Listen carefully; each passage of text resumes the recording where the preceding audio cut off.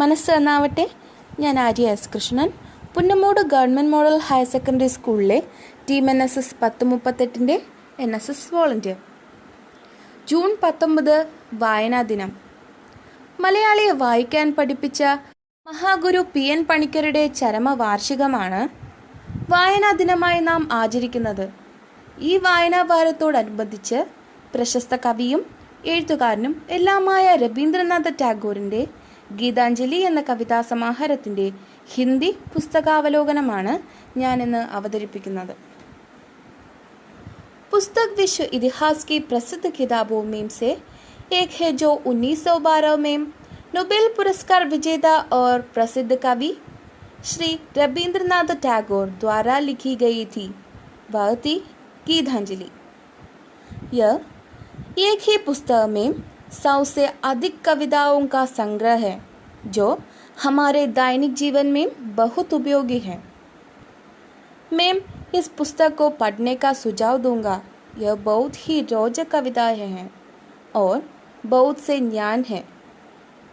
इस पुस्तक में प्रकृति से संबंधित कुछ कविताएं हैं, लेकिन यहाँ बहुत आध्यात्मिक रूप से मौजूद है, जैसा कि इस कविता में है. कुछ कविताएं बहुत अच्छी हैं, जैसे आकाश की नदियाँ बैंक में डूब गई हैं, विदेश में खुशी की बाढ़ है. गीतांजलि हमारे लिए बहुत प्रसिद्ध पुस्तक है. अंग्रेजी गीतांजलि पश्चिम देश में बहुत प्रसिद्ध हो गई. गीतांजलि शब्द गीत, गीता और अंजलि से बना है. फेंड और इस प्रकार का अर्थ है गीतों की पेशकश, लेकिन पेशकश के लिए शब्द अंजलि एक मजबूत भक्ति अर्थ है. इसलिए शीर्षक गीत की प्रार्थना की पेशकश के रूप में भी व्याख्या की जा सकती है. गीतांजलि किताब कमाल की है. यह मार्गदर्शन करता है कि राष्ट्र और लोगों के प्रति कृतज्ञता व्यक्त करने के तरीके क्या है. यह शांति का महत्व भी कहता है. यह हमारे मन को शांति की ओर ले जाता है. टैगोर ने खुलासा किया कि इस महान पुस्तक में भगवान हमारा साथ है. वह राष्ट्र के अपने अंजलि दिल से व्यक्त करता है. राष्ट्र की आत्मा की महानता को महसूस करता हूँ. वर्णन हमें एक अज्ञात भावन से प्रेरित करता है. गीतांजलि मेरे जीवन की अब तक की सबसे महान पुस्तक है.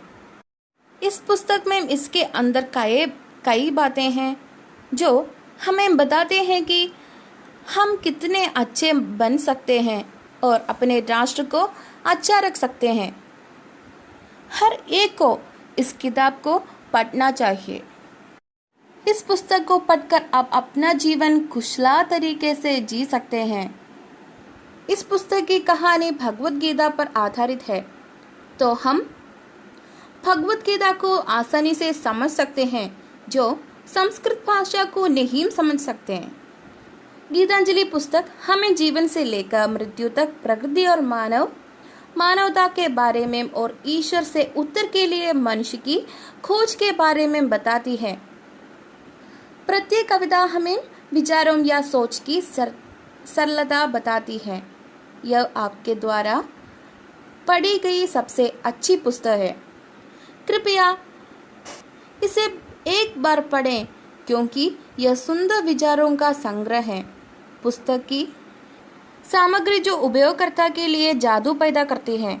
यदि आप इस पुस्तक से अच्छी परिणाम चाहते हैं तो बहुत कम पढ़ें, क्योंकि आप बहुत अच्छी तरह से समझ सकते हैं.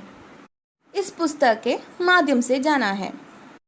एक अद्भुत अनुभव और ज्ञान सतह मुझे इस पुस्तक से मिला. रवींद्रनाथ में भारत के इतिहास में वास्तव में एक महान लेखक को टैग किया. एक शुद्ध हिंदी लेखक. उन्होंने भारत का राष्ट्रीय गान भी लिखा. गीतांजलि की कहानी है mind blowing. I love it और यू भी इस किताब को पढ़ने के बाद बहुत पसंद आएगी. रवींद्रनाथ टैगोर महान कवि एवं कविता की दुनिया में महाशय थे. उन्होंने गीतांजलि लिखी. यह उनके द्वारा किए गए महान कामों से एक था। यह आश्चर्यजनक नहीं था। उन्होंने दुनिया में सुंदरता को व्यक्त किया। यह सबसे अच्छा काम था जो उन्होंने किया। इस काम के बाद और अधिक प्रसिद्ध हो गया। इस उपन्यास को पढ़ने के बाद मुझे भी पता है कि वह महान विचारक था। वह उस समय का शीर्ष कवि था। उसने एक पुरस्कार रसा कवि जीता था। ऐसा लगता है जैसे टैगोर एक लेखक, चित्रकार, संगीतकार और एक ही समय में किसी की आत्मा के सारथी हैं। अपने शब्दों के साथ वह प्रकृति के सभी तत्वों को शामिल करते हुए आश्चर्यजनक रूप से ज्वलंत परिदृश्यों को चित्रित करते हैं, जो अपने स्वयं के संकेतों के अलावा लेखक के ब्रशस्ट्रोक को भी ले जाते हैं। कभी कभी कविताएं बहुत जटिल हो जाती हैं और पाठक पूरी तरह से खो जाता है। टैगोर के टुकड़ों के साथ ऐसा बिल्कुल नहीं है।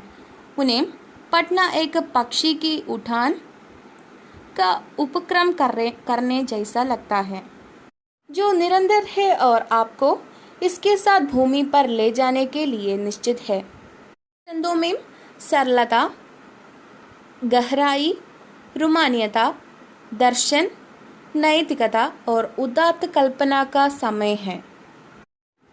उस एकांत के लिए तरसता हूँ जो टैगोर ने आनंद लिया और उनसे इस तरह के महान और मनभावना लेखन को बाहर लिया। लेखक रविंद्रनाथ टैगोर मूल बंगाली से। इस संग्रह ने 1913 में टैगोर के लिए नोबेल पुरस्कार जीता। इस खंड में विलियम बटलर ईट्स द्वारा मूल परिचय शामिल है, जो 1911 अंग्रेजी भाषा संस्करण के साथ था। गीतांजलि भारत के महानतम कवि की 100 से अधिक प्रेरणादायक कविताओं का एक संग्रह है, जो मैं हमेशा गीतांजलि पर समीक्षा लिखना चाहता था, क्योंकि मेरे दिल के बहुत करीब रही है और हमेशा रहेगी। लेकिन कुछ ने मुझे हर बार रोक दिया। हो सकता है कि यह उन सभी अधिप्रभावित भावनाओं की स्मृति थी जो मैंने इन कविताओं को पढ़ते समय अनुभव की थी, या यह मेरे लेखक के लिए मेरा असीम प्यार और सम्मान था, जिसने मुझे उनके काम पर किसी भी तरह की टिप्पणी करके लिए अयोग्य महसूस किया। मैं इंगित नहीं कर सकता। सभी को पुस्तक अवश्य पढ़नी चाहिए। हर कविता केवल कविताएं नहीं है, वे एक पंक्ति में 100 संदेश हैं। मुझे लगता है कि रविंद्रनाथ टैगोर जी ने फुल ऑफ नेशन लविंग में यह किताब लिखी गई है। आधुनिक समय में कविता की सबसे बड़ी कृतियों में से एक टैगोर की गीतांजलि मूल रूप से 157 कविताओं के संग्रह के रूप में 14 अगस्त 1910 को बंगाली में प्रकाशित हुई थी। हालांकि बाद में अंग्रेजी में इसका अनुवाद करते हुए गुरुदेव, जैसे कि टैगोर लोकप्रिय थे, ने 103 कविताओं के संग्रह में क्षिप्त कर दिया, जिसमें मूल गीतांजलि की 53 कविताएं और उनकी अन्य पुस्तकों में से 9 कविताओं की 50 कविताएं शामिल थी। धन्यवाद।